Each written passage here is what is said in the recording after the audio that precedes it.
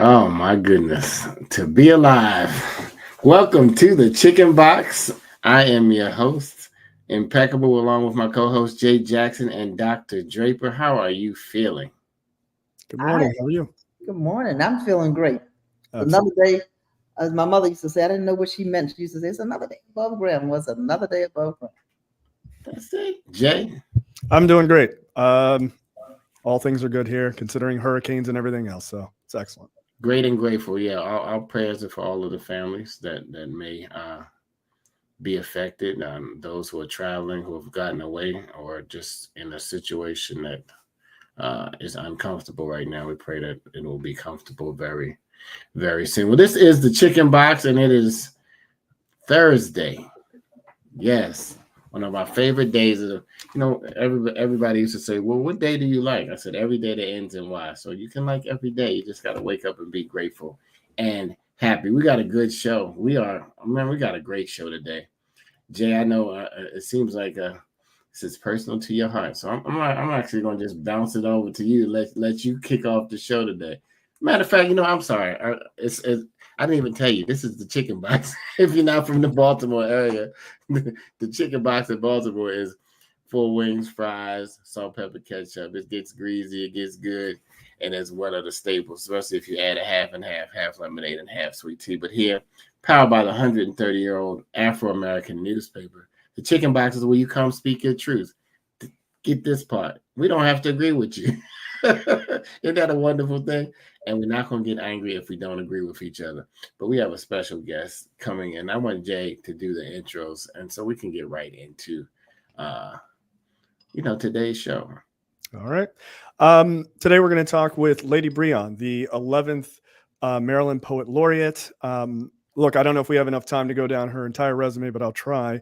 Lady Brion is an international spoken word artist, curator, activist, organizer, educator, and executive director of the Pennsylvania Avenue Black Arts and Entertainment District. She is the winner of the 2016 National Poetry Slam, 2017, 2019 Southern Fried Regional Slam, 2019 Rustbelt Regional Slam. She's also on the board of DewMore Baltimore and is the cultural curator for A Beautiful Struggle in Baltimore, to say the least. Welcome, Lady Brion. Thank you. How's everybody doing? Doing well. Glad to have you. We are feeling her. He was just slamming, wasn't it? And of this slam, of that slam. I got hungry. What was the old thing at Denny's? The Grand Slam was A little bit of everything. just. She was slamming. Lady Brion is with us. We need to get those horns and go. Purr, purr, purr, purr. We need to add that to the show with some sound effects. But man, welcome to the show. Thank you. Let's just start out. What is a slam? What is a slam? Okay. So a slam is a competition for spoken word poets, right? And so it has time limits. Sometimes it has themes. You always have 5 judges who are typically picked from the audience, and they choose who are the winners of that slam. And so it was really created as a trick to make people in the United States interested in listening to poetry. So you add competition to it, and all of a sudden poetry becomes cool. So it was a way just to get people to listen to poetry. And there have been national organizations, regional organizations who have made it their work to produce poetry slam competitions across the United States and now globally. So it's a big deal. Yeah. If you haven't been to a slam, where do we go to just to look for slams? Is it is it websites? Is it a poetry like hangout online or? Yeah, there used to be a national organization that put on all the major poetry slams. But since COVID, they have, a little bit before COVID, but they closed their doors. So now there's all these like independent organizations that do poetry slams. Busboys and Poets has a slam that they do both. There's 2 different locations that do slams in this region. The 11th Hour Slam that happens on Fridays. And then there's a new slam that just popped up that happens in Anacostia in DC. But yeah, if you Google poetry slams, there are many that will pop up all across the United States. We used to host one here in Baltimore for the last 3 years called the Women of the World Poetry Slam. So that was one that I hosted under the Black Arts District. So there are many, but you kind of got to do a little digging because there's no repository of slams anymore. Right. Fair enough. I do want to just quickly just congratulate you very directly about becoming the Poet Laureate for Maryland. I think that's kind of amazing. And you are the 11th. We did a write-up at the Afro about you receiving that, being honored by DewMore, the First Lady of Maryland, which I would we'll try to put it up in the chat so people can see the link for that. So my first thing is, can you give the audience a bit of sort of background for yourself? I gave what's on your website, but I think you could speak to it a little bit better than I can. How did you find yourself getting into poetry and making your way all the way to this prestigious award? Yeah. Position, I should say. So I'm a Baltimore girl through and through, born and raised here in the city. And I have been writing and performing for over 20 years at this point. I started when I was really young in middle school. And I remember watching a show called Deaf Poetry Jam on HBO. And I just fell in love with artists like Sonny Patterson and Saul Williams. And I just wanted to find my space in the poetry community. Like I just really wanted to, at some point in my life, be on a stage like Deaf Poetry Jam. And so I started writing, and, you know, I grew up in the church, and I was also a debater in school. And so these were spaces where the adults around me cultivated times and places for me to actually be able to perform my poetry in front of live audiences. And so I think from out the gate, I really was more of a performance poet than I was a page poet, because I had all these places where I could perform, whether it was in church, whether it was cafeterias at the school, whether it was at youth festivals, etc. And so I really got my footing early on. And I definitely blossomed once I went to Howard University, where I was just all in through the art scene in DC and at Howard. And I think I just kind of decided that that's all I wanted to do. I wanted to be an artist for a living. And then, like I said, I was also a policy debater. And so my coach, Daryl Birch, really helped me to understand the intersection or the cross points with advocacy and art, and using art as a way to persuade, as a way to motivate, as a way to mobilize people, and not just art for art's sake. And so I've you know, often called myself an artivist, right? Really thinking about how art and activism interplay. And that's really been a part of my work. That's how I became a member of Leaders of a Beautiful Struggle, serving as their cultural curator. Work that you see me do with rallies or organizing efforts. It's how I, you know, moved to be the executive director of the Black Arts District. So it's all been this intersection of like art and activism, and how do we make the world better using the art that we love. And then ultimately, because of this intersection of art and activism, I also often find myself performing in a lot of political spaces. Right. And so, you know, I was asked to do, for example, the inauguration of our first elected woman comptroller, which is Brooke Learman. I also did the inauguration for our illustrious governor, Governor Moore. And so it was sort of in all these different spaces that I found myself. I really, you know, wanted to hold the space as Poet Laureate. But honestly, I learned about what a Poet Laureate was when I first learned about Lucille Clifton, who served as the first Black woman to be Poet Laureate in the state of Maryland. And so that's been a dream on a vision board for a really long time. And I think, you know, learning about Wes Moore and, you know, him being elected, it was the first time that it seemed like a viable opportunity for me. And so I went after it. Poet Laureate. Yeah. For those who just tuned in, we have Lady Brion, Maryland's 11th Poet Laureate. If you've never heard the word before, you probably, you know, I know if you haven't heard poet, I think you got to go back to the nursery school at least, and you'll find out about that. But laureate, what actually does it goes into winning this prestigious award? Yeah, you know, honestly, it's an application process, honestly. So poets from across the state apply, and you're vetted based on your merit, accolades, published work, etc. You know, I was really excited to find that this go round, they started to incorporate other points on the rubric to decide who might hold this seat, because oftentimes performance poetry is not a part of the conversation, right? So it's really about your published work. It's not about slam accolades or how many competitions you've won or videos or albums, right? It's usually about the published work because poetry, right? But we understand that poetry expands beyond just the written work on page. And so I'm so grateful that the committee that was put together to select me as poet laureate was expansive enough to include other areas of merit for a literary artist such as myself. But yeah, it's an application process. There's a committee that's put together. That committee vets those applicants, and then a recommendation is made to the commissioners at the Maryland State Arts Council. And ultimately, once they select their, I guess, top individual or top 2 individuals, is then given to the Office of Appointments under the governor, and they select who will actually hold the seat for the term of the governor. Oh, so it's for the term of the governor. That was my next question. Yep. Dr. Draper. Wow. So again, congratulations. Thank you. A lot of it, right? Your poet, you have this activism piece, very, very strong. In fact, I think when I first met you, it was you were doing you still always do your activism. What would you say to a young person who said, you know what, I love poetry, and I want to do something with that? Where would you suggest that they start? And how young were you when you started? What was your journey like?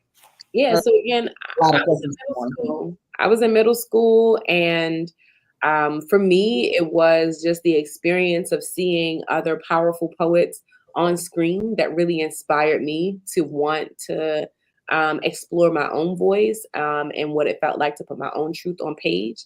And so I think for young aspiring poets, I think what I would say is, one, go and experience it, right? I want you to read it. I want you to go to some open mics. I want you to hear it. I want you to see it embodied, right? And then just think about your own truth. What do you want to say? What is important for the world to hear from you? Because we all have stories. We all have a message that is necessary, right? Necessary for other people to hear, necessary for other people to connect. And I would just encourage them to try it out, try it on, see how it feels, and get on a stage somewhere, right? Because I'm all about not just poetry on page, but also poetry on stage. So where might you go and recite it, whether it is in your school, whether it is for your family, whether it is in your community? Like, find a space to really explore your voice out loud in the creative space and see how it feels. Well, I love that. Not just poet on page, but poet on stage. Indeed. Were you always comfortable on stage, even as a middle schooler? I was. Again, I was raised in the church. So it was like when it was Youth Sunday, it's like, okay, Brion, you're gonna lead the service this morning. I was on the choir. My mom was a choir director. So I was just used to kind of being, and I have a really big personality, right? I'm an introvert, but I got an extroverted personality. So I've always sort of been out loud, very much so, very boisterous girl. So that part I was never scared of. That wasn't the daunting part, getting on stage, because that's kind of always been a part of my childhood. And again, that was my connection point. Like, I didn't read poetry like out of a book and say I wanted to be a poet. No, I saw these big, high energy poets on my TV screen, and that is what connected me. That was the point of relevance. Like, oh, we can do this with poetry.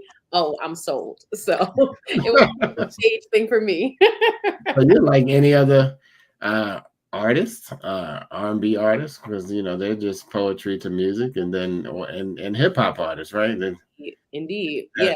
That's the same. I wouldn't say poetic justice, but poetic art. Yeah, we always say we're cousins. Yeah, absolutely. I mean, I heard you flow. I mean, like, we're gonna show in a minute with a video of you, and I mean, that video brought chills, and it was just 2 minutes. But I mean, when I talk about rock the mic, you rocked. You rocked the mic. All right, I'm gonna tee it up, Jay. You got any questions? Yeah. Why don't you play this, and then we'll come back and I'll ask my next question. All right. I have been folding my tongue beneath itself, bleaching my language, clenching my jaw with shackled teeth because the moment.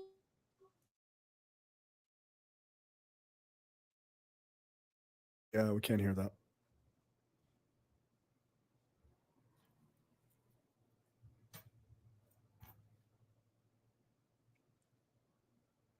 We can't hear it. We can't hear it. I think you're muted. White stuff down. All right, we're my gonna start windpipe. again. I talk What is going on today, y'all? You know what I mean? They are trying to stop this beautiful poetic symphony of words today. If not, Lady Brion had to just do it live on the Yeah, live. no pressure.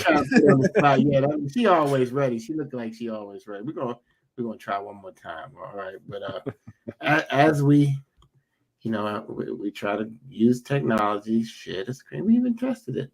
We said it was too loud. What happened? I think when you muted, I think that's what muted that. I think. I don't know. Okay. Let's try it again. Let's try it again one more time. Can you hear I it? have been folding my tongue beneath itself, bleaching my language, clenching my jaw with shackled teeth because the moment I open my mouth, uprising spring from my saliva, my dialogue is cruddy.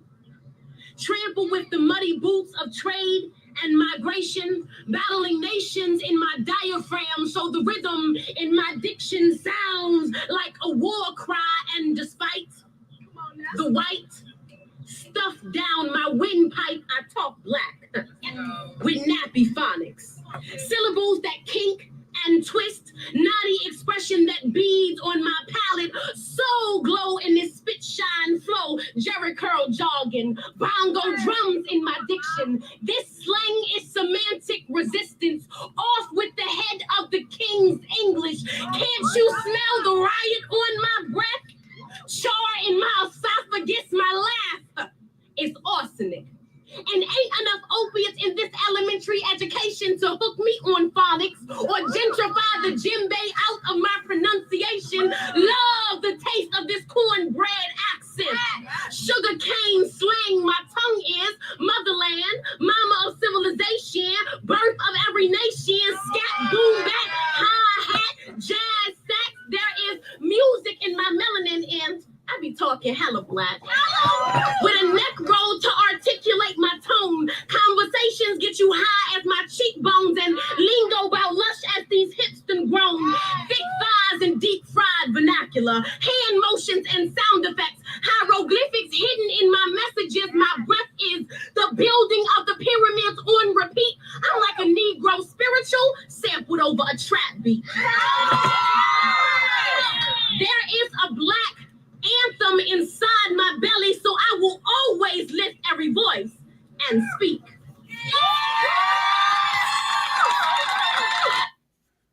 Man.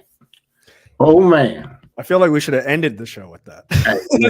That's really hard to follow up with a question. Listen. If you didn't get any, Well, I think my hair started to grow again or something. That was all Baltimore, all black, all.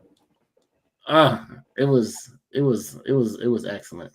Thank you. It was powerful. It was you performed it with such passion. You can tell that you love, and that's what everybody should get up and do every day. Do what they love, and you would see that kind of reflection of art in any particular field of study that you choose to be. Now, when was this clip done? Is this that clip was in Texas. There was a camera crew I was at a slam and there was a camera crew that kind of follows the slams, and they just told some poets to meet them at the train station, and we were going to do a guerrilla style poetry cipher. So you hear the people in the background, they're actually sitting in a circle around me, and we're at a train station. And everybody's kind of just jumping up doing poems. And then the camera crew is kind of on the ground. That's why the angle is that way. Yeah, good times. It was, it was a poetry. I think that was a Woman of the World Poetry Slam, actually, but that was happening in Texas some years back. Yep. Cipher. A cipher, indeed. Yeah. So you gotta, when you're in the game, you gotta know all of the lingo, huh? Slam, we're in the cipher. You just pulled up and did, was this an impromptu slam in the city? No, this was one of those national slams. So you had people from all across the United States and beyond, right? So I think they had, I don't know, several countries represented. And so you actually have to win a slam in your city to be a representative for your city at that international slam. So I was the representative for Baltimore. And then, like I said, that cipher was sort of a pop-up midnight kind of cipher just for all the women to get together and kind of share their work. Yeah. So I'm curious about your creative process. Okay. Yeah. Say a little bit. Can you say a little bit about that? Yeah. Does it? And it probably doesn't look the same all the time. Right. You've got a lot to remember, a lot to do. So tell us a little bit about your own personal creative process. Yeah. I mean, ultimately,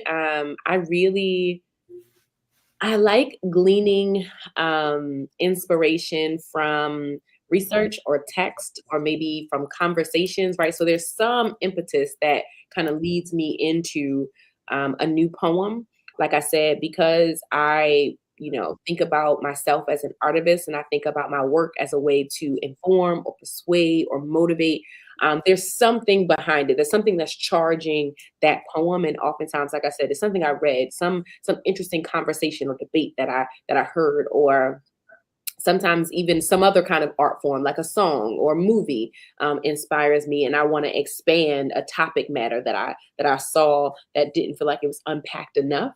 And that kind of leads me into a poem. And so I just kind of sit with it. Sometimes poems wake me out of my sleep, 3 a.m. I wake up and there's a poem just on my heart and I start writing.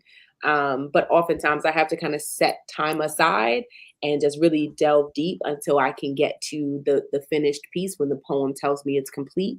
And so oftentimes, poems might just take a day, but if it's a more complex piece, it could take a week, it could take a month, it could be something that I've been editing for 6 months. So it really just depends on what that poem requires and when it says it's done. But yeah, and it's a little different. I also do commission pieces a lot. So people will come to me and they say, I want a poem about reproductive justice. And I'm like, okay, I don't have one of those. So I might interview them, I might do some research and then produce it and then we edit it together or what have you. So it kind of really depends. Is it my work or is it something that somebody is asking to be produced on their behalf? Got it. Yeah. So, and let me do a follow-up question, somewhat related. With the advent of AI everywhere, including in our business and in your business, what do you think that implication might be for the work for the creative work that you do? Yeah, I mean, AI is interesting, and I think we all are sort of grappling with this new emergence of AI technologies and how it impacts the creative space.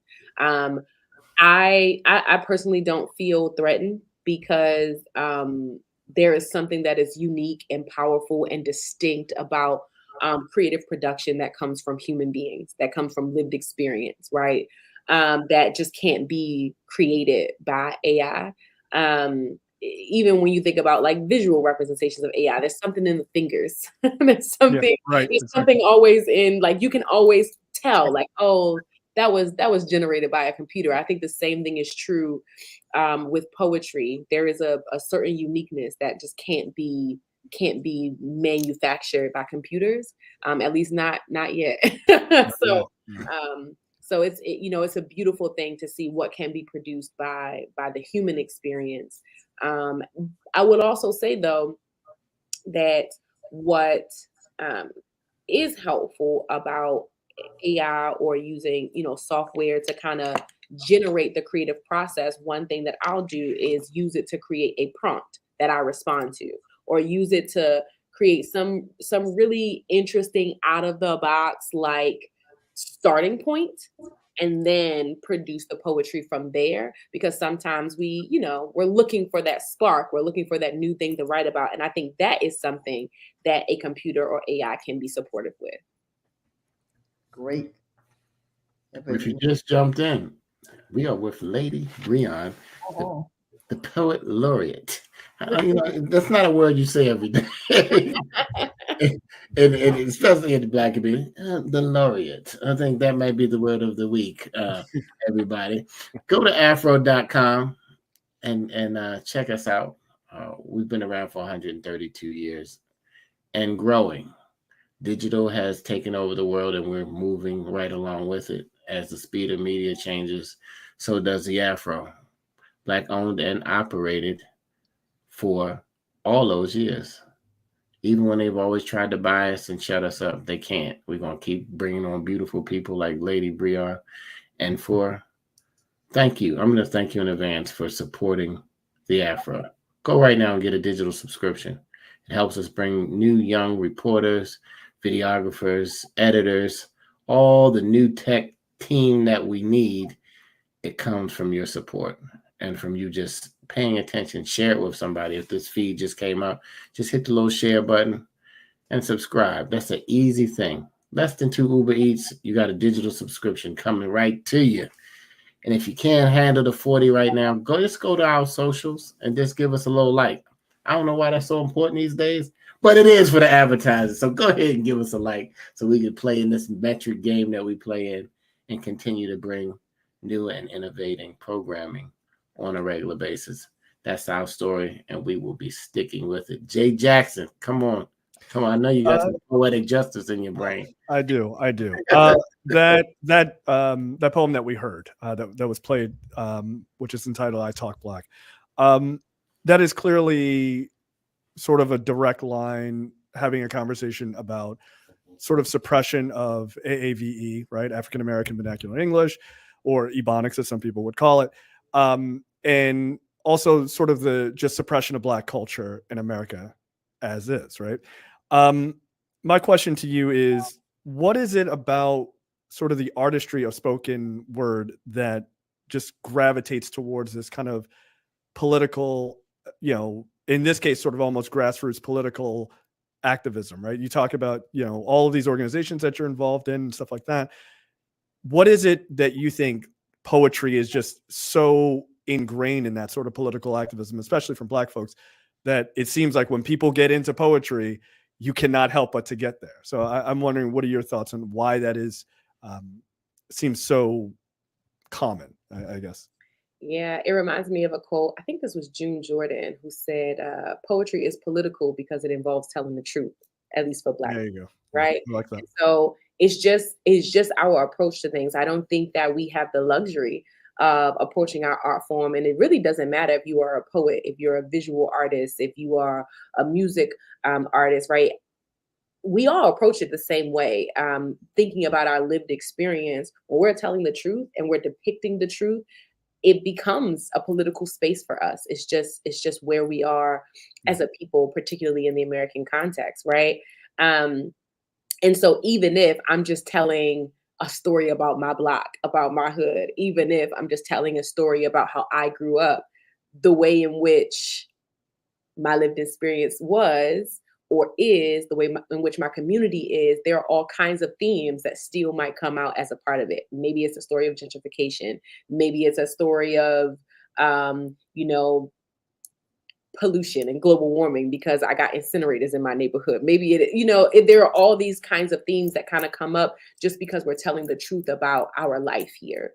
And so I don't think there is an intentionality about it. It really is that as a Black artist, as a Black creative, these are just the themes that regularly are a part of our work, because we don't have the luxury of just talking about flowers and trees and the cosmos, right? If we're going to tell our truth, if we're going to tell our lived experience, that's what comes as a part of it.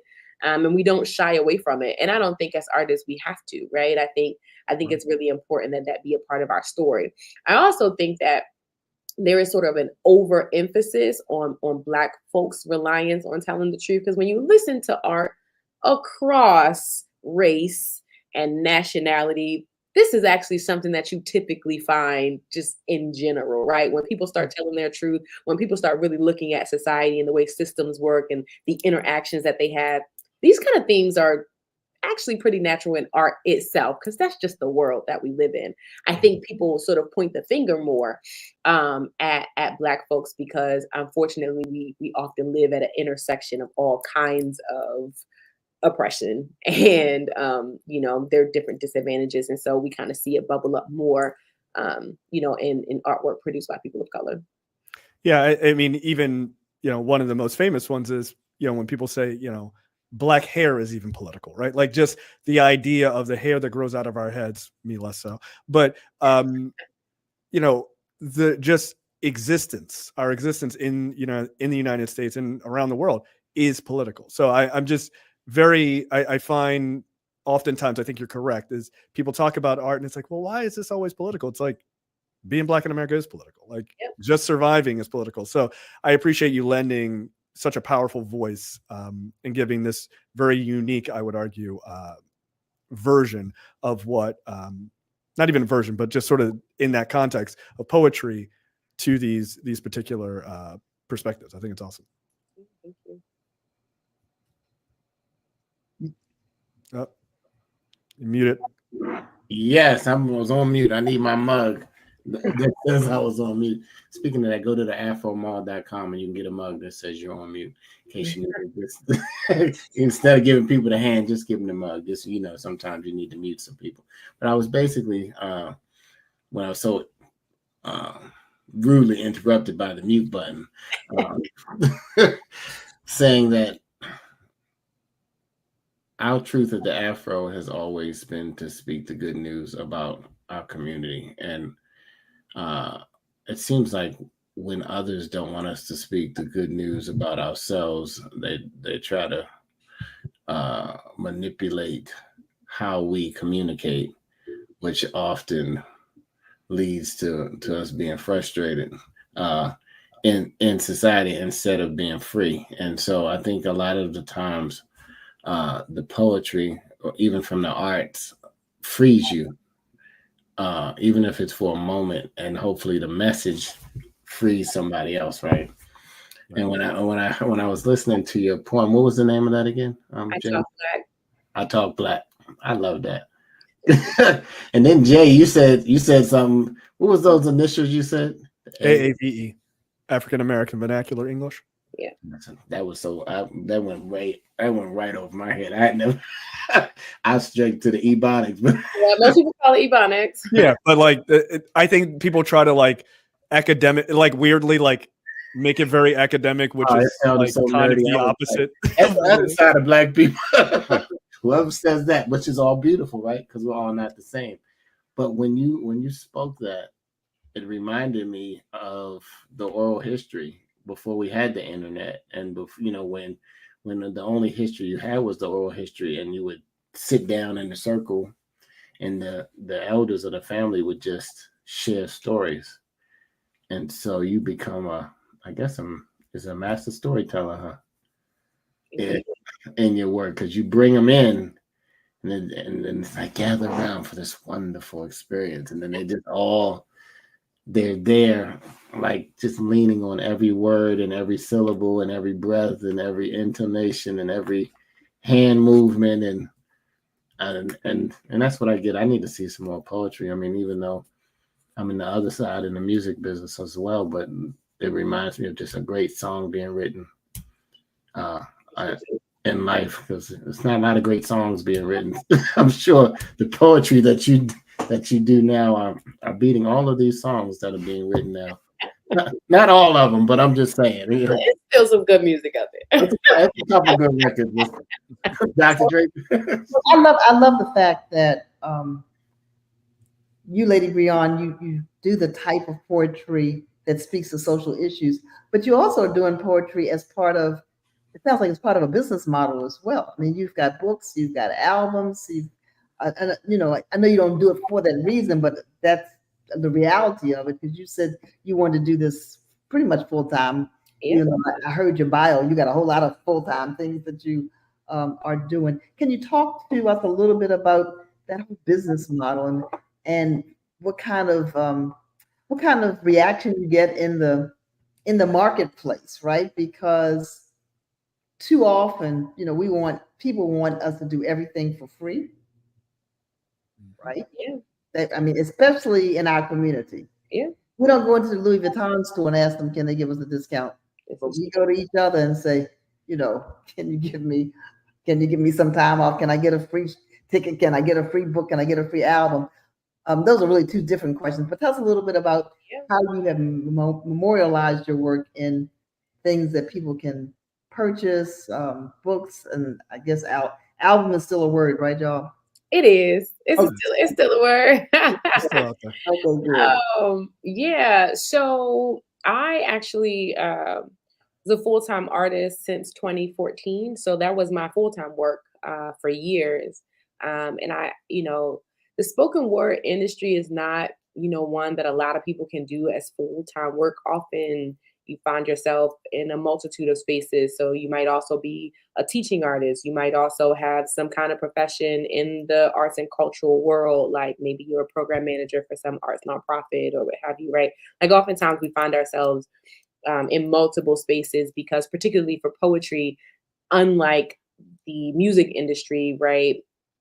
The amount of money you can get per gig is just very different, right? You could make far more as a backup singer than you could as a full-time artist. So, but I did make a living for myself as a full-time artist since 2014.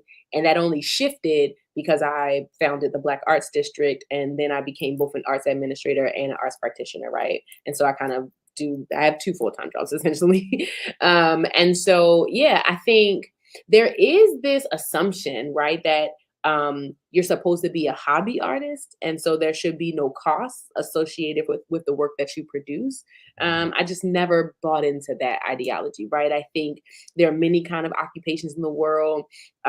Being an artist is certainly one of them in many parts of the industry. And so you have to know your worth, you have to put in the work, and then you have to charge appropriately because we still need to pay our bills. And so, when I was performing, I used to always end my set by saying, come see me at my table because when you buy books and CDs, I can pay my utilities. And so that was like my little motto. So I think that we should all, especially, right, like when we're enjoying the art form, tip the artist, buy work. And really, support them, bring them out to your event. Like, can you have an artist open up your next meeting or your next rally or your next conference, what have you, right? I think it's really important. And it's really a part of the work that I'm doing at the Black Arts District too, trying to make a pathway for Baltimore City to be more culturally equitable and support particularly Black creatives in the city and help to bolster the creative economy overall so that this can be a viable city where Black artists can make a career and not have to leave and go to Atlanta or LA or New York to find, viable careers. So it's kind of what I do on both sides. That was a mic drop. But I was thinking, I pulled my pen out. I was like, so we need to do the Afro creative something. See, we're on the same page already, but we could do one big thing in Baltimore and bring creatives in the different genres together just to meet. I mean, it might be just a great meeting place and a display of the beautiful art. Yeah. Because everybody hates on DewMore. The whole world hates on us, but when you make it in Baltimore, you are battle tested for the world because they are going to give you the biggest boo or the biggest a trial by fire kind of city. I know artists like known artists who have come and been booed in Baltimore and saying, man, you guys have a rough crowd. But if you are able to endure your creativity, now some creativity is just for the shower, right? Some and just for yourself. But once you say you want it to be in the marketplace, then it's got to be on the level, right? I mean, whether it's comedy or art. I think Dr. Draper, let's work on this creative, some kind of creative something. Lady Brion, you just stay on for 2 minutes after the show and we'll talk about it. Jay, go ahead. Before you turn to Jay, Lady Brion, some people may want to know What does a poet laureate do? What does a poet laureate do? Yeah, so a poet laureate serves as a cultural ambassador for that municipality that they represent. So for me, it's the entire state of Maryland. But there are actually local poet laureates as well. So for example, I just did a performance with the poet laureate and the youth poet laureate of Howard County. So right, there are different poet laureates, but I represent the entire state. And so a poet laureate, again, they do ceremonious events. They might open up for elected officials. They might open up for ceremonious occasions. They might sit on certain task force or creative and arts and culture based work groups. They might, right? They are a representative and a cultural ambassador for that particular locale. And then there are also some goals that you bring as a laureate to your term, right? And so for me, one of the things that I want to do is I want to travel the state of Maryland and do performances or workshops in all of the counties. I also want to do some large event that is literary in nature, hopefully some kind of festival or conference that's bringing together literary artists from across the state for us to perform and work and connect with one another. Because I haven't seen too many versions of them in the state of Maryland. I've seen them nationally, but I haven't seen them in Maryland. So I would love to produce one, at least one during my term for the state of Maryland. And then also just personally, I want to use this time to produce new works. And so my hope is to produce 1 or 2 new books and or albums as a part of my term as well. So there are some goals that are yours, right, as the individual who holds the seat. But ultimately, as a poet laureate, you serve as a cultural ambassador for the locale that you represent. Okay, that's wonderful. We need to get your website up on the screen as well. All right, Jay, I am punting it to you. Okay. So I have a sort of an inside outside question for you, which is, you sit on the board of DewMore Baltimore, which on their site, they say they are there to foster civic engagement. Can you speak to what people may miss about sort of doing civic engagement via the arts? And my second part of that question is, and I'm speaking from like an outside perspective, like their thoughts on this. And then what is the sort of internal perspective? Like when Black folks hear your work and they realize what you're talking about, and it is, to your point earlier, it's not just about flowers, right? This is some real stuff. What is their reaction? So, two-part question there.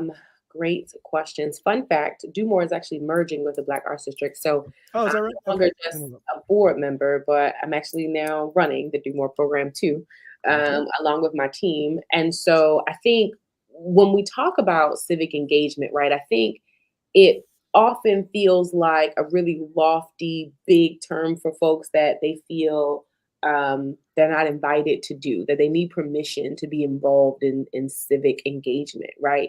Oftentimes people don't know what that looks like. And so they want to go to work.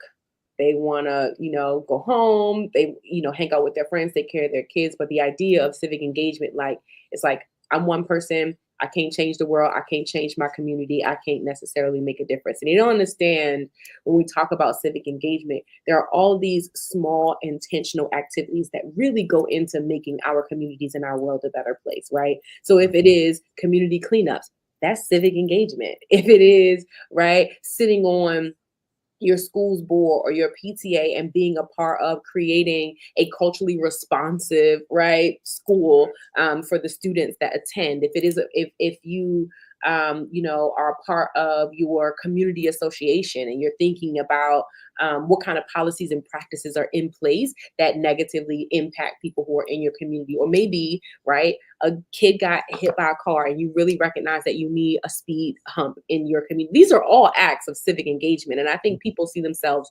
so far outside of that because they're just like, what can I do? I'm one person. And I think what is beautiful about art is it can help to inspire people on a human to human level to say, like, listen, these are the kinds of issues that we're facing. I'm going to bring these social justice topics front and center in your face. And I'm going to use art to kind of pierce through all the different things that disconnect us and show how we're unified, this is a universal experience, and how we can inspire one another to like take up the mantle and help to fix the world that we're a part of, to make it better for our children and the next generation. Like ultimately, that's the conversation that we're having. How do we give each other permission to like get engaged in the ways that make the most sense for us to make the world around us better? That's really, when we talk about civic engagement, that's what we're talking about. It's not high, it's not convoluted, it's not all these big unnecessary words that like make people scared to engage. It's really saying like, no,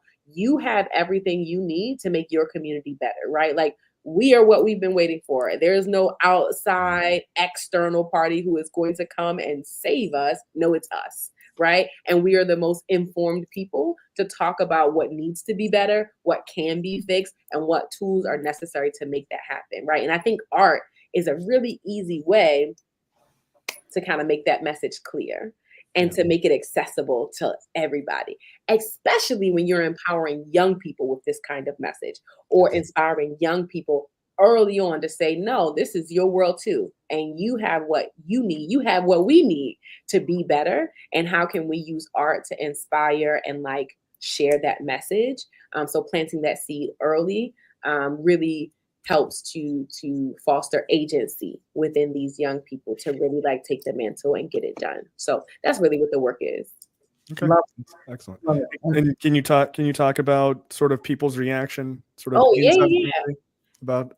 I mean, when we all heard that, I Talk Black poem, like you can see what our reaction is. So I'm just interested is like, what is that like young kids hearing it and stuff like that? Like, yeah, I mean, it's different, right? It really depends on the person. I think some people are like, wow, that was a lot of words and you didn't read it off paper. So some of it is just like, hey, that's all right too. You memorized all that. That's so cool. I think some of it triggers like deeper conversation. So they have questions about like, well, what did you mean when you said, or how did you come to write this poem, or why? Like, what does it mean to you, and what should I be taking away from it? And I always love those spaces where we can have greater dialogue about a creative piece, because it can be a catalyst to something else, right? And I'm always interested in what are the things people took away from it. What did people hear? Because everybody hears something different.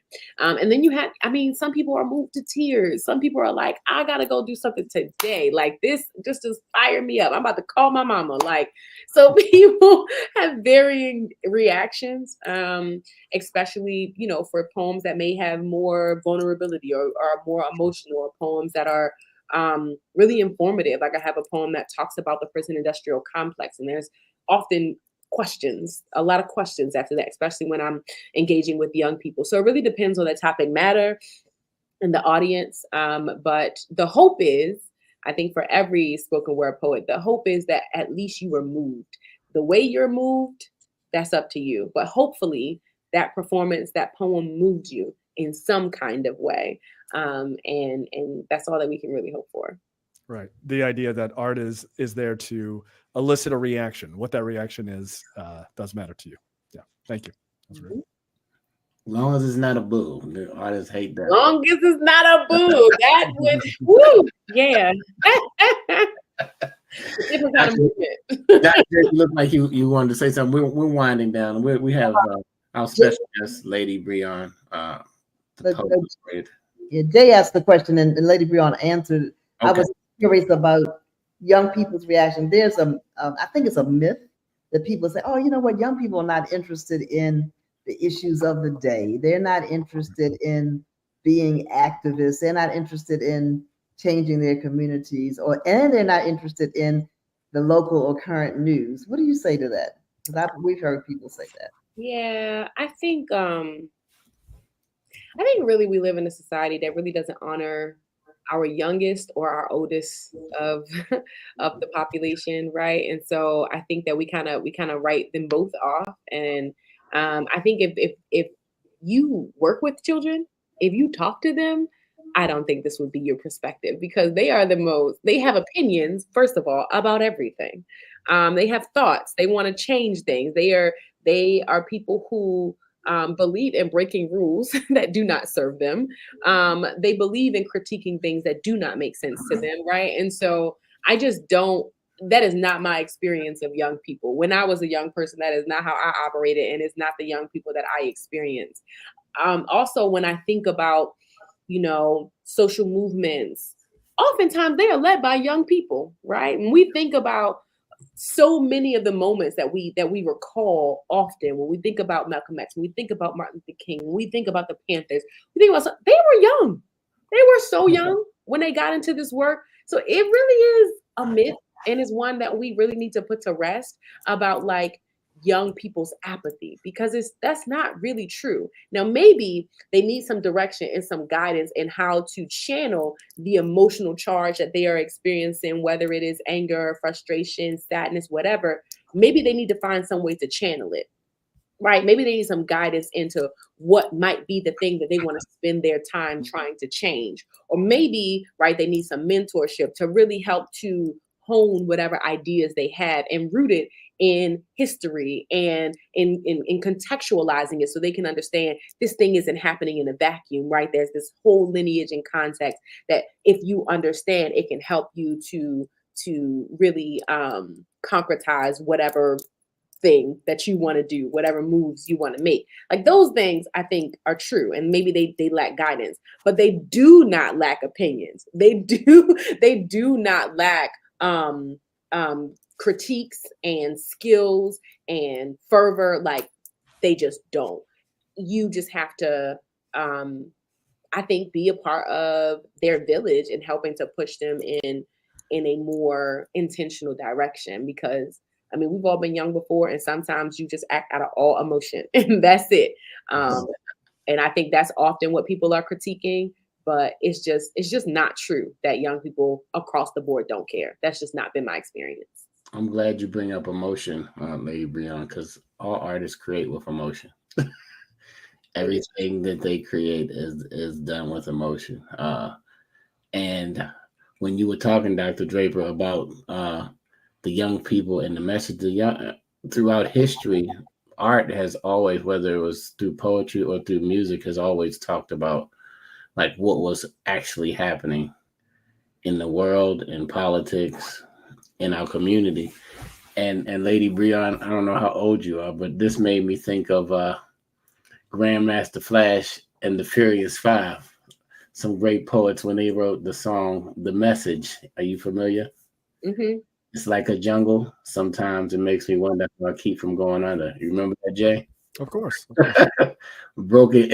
I'm just gonna read the first verse. Broken glass everywhere. People pissing on the stairs. They just don't care. I can't take the smell. I can't take the noise. And I got no money to move out. I guess I had no choice. Rats in the front room, roaches in the back, junkies in the alley with a baseball bat. I tried to get away, but I couldn't get far because a man with the tow truck just repossessed my car. So it's poetry. That's all it is. It was, it's just different storytelling in different formats. This is the time when you get on the box. I guess the time has gone so fast. We're having so much fun. The arts always seem fun in our community. I know what happened to Jay. Jay's back. I'm back, but I'm frozen. Sorry. Go ahead. Okay. You are frozen. That's a good. That's a very great picture. It's very like, intently. Yeah, very. Yeah, it's better than being frozen like that. Yeah. You hate when they have your mouth open and you're frozen, but this has been a wonderful show. Thank you for sharing your art with the world. We look forward at the Afro to doing many things, because we believe that art really touches our culture and pushes us forward, and maybe even nudges us to do some things civically that we should do, and politically. One is vote. Hopefully you're going to vote. I'm not telling you who to vote for. I'm going to tell you not who to vote for. It begins with a T. Don't vote for. So, and that's my story, and I'm sticking to it. But thank you for coming on today. It really touched me. I love poetry. I'm a lyrical driven guy. I mean, I listen to lyrics first in music and art, and I'm moved by great songwriting and great poetry. So again, thank you for what you do. And I thought I came up with the name, the Afro Creative Arts Conference Thursday. Okay. All right. Look at you on the spot creating names. Powered by by Lady Brion, while Maryland's own poetic laureate.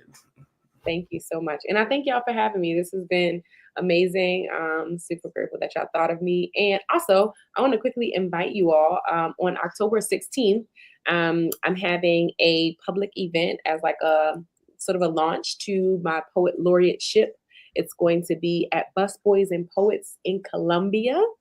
And so we're going to have, of course, some poetry. We're going to have some folks speak. You know, it's going to be a good time. It's going to be at 7 at Busboys and Poets, Columbia. If you want more information, it's a free event, so you honestly can just pop up. What's the date again? It's October 16th. October, okay. October 16th. So Next week. It's next week. And so I would love for y'all or anybody listening to come out.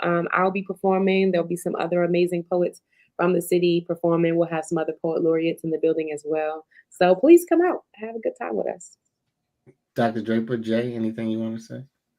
I was going to say to Lady Brion, if you can make sure that whoever handles the publicity sends something to editor@afro.com, that would be great. I will do. Sure that they would want to know about. Let me add my thanks. Thank you so much for coming on with us today. Just always impressed and amazed by the gift that God has given you. All of us have gifts. Yours is through the spoken word, but it's more than that. It's more than that. And so praying much for you as you continue to do this, because you're on a mission. You're on a mission, and somebody's got to be there when Kamala Harris is sworn in. Right. So I mean, I'm putting that in the atmosphere.